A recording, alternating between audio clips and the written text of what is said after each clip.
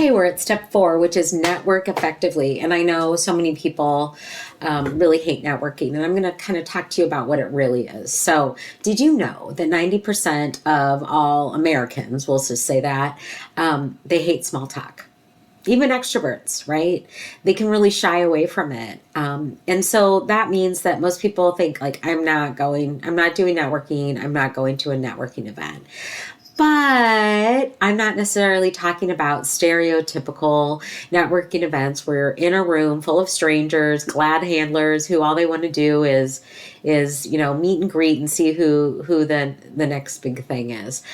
Instead, I want you to think about networking as just being able to share with others who you already know or you connect with every day what you are seeking, and asking this question: do you know anyone who might be able to help me? So what that means is then, again, you need your career goal, right?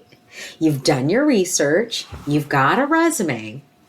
Now what you want to do is come up with some sort of easy segue. So let's say every day you go to the same coffee shop, or let's say you run into someone in the grocery store. That's a great one, right? You run into someone in the grocery store or somewhere like that that you haven't seen in a while.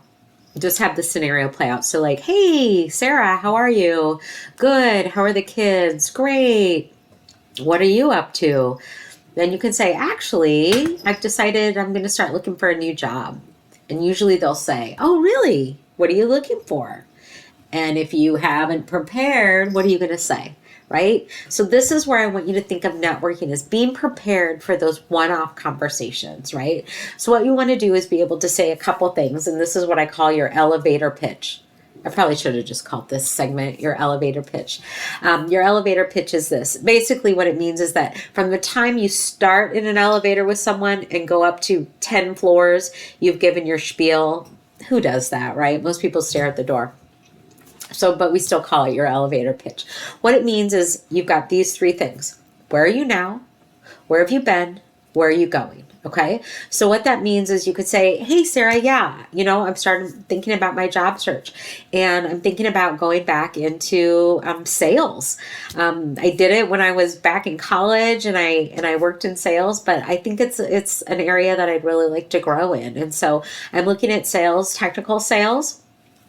I've worked for years in the tech field, but I've never been doing sales. So I'm interested in sales. It's related to what I've done in the past in college. It's what I've done. It's in the field of technology that I know right now.